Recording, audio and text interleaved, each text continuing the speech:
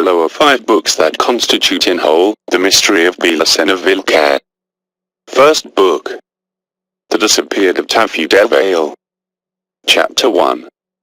I met BELICENA VILLCA when she was interned in the neuropsychiatric hospital. Dr.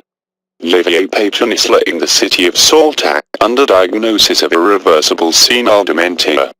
Being medic of the B Pavilion, of incurable patients, I had to pay attention to the referred patient for a long year, in which I applied all the resources that the psychiatric science and my extensive experience in the profession gave to attempt, vainly, her recuperation. As will be seen later, her story was written by herself while she remained in that joyless confinement. She dedicated to that purpose all the available time, which was a lot, because the medical joint had authorized her to write due to the activity redounded in evident therapeutic results on the mood of the patient. Although no one knew to what referred her rights and if them revealed some logic coherence, information which possession would have been helpful to confirm or correct the adverse diagnosis. 2 reasons avoided to know the content of her writings. The first, and main reason, consisted in that the patient wrote in Quechua Santiagueño, a language which is only spoken in her natal region.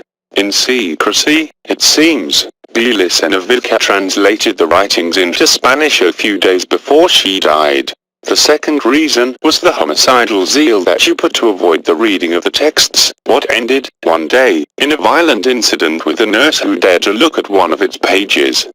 But, as what concerned was to maintain her calm, and the writing contributed to maintain her in that state, they opted to not contradict her maniac desires and they allowed her to hide the writings in a briefcase, from which she was never separated.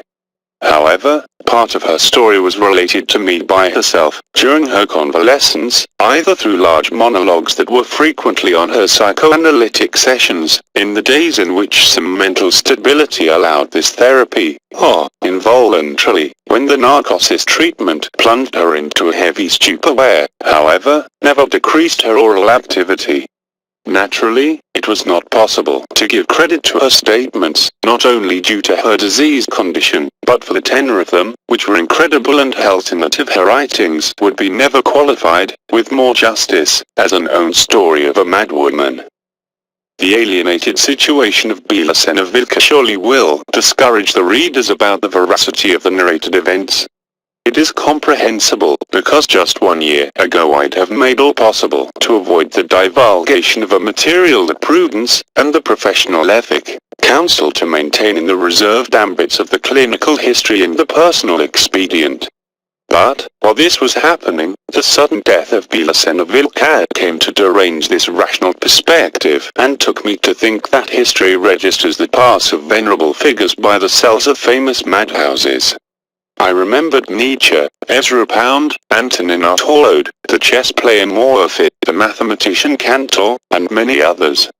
I reasoned that those famous personages suffered from an acute schizophrenia, as my patient, which means that the consciousness remains fragmented but not dissolved, and it is possible, eventually, that some temporal lucidity states can occur where the behavior is more or less normal.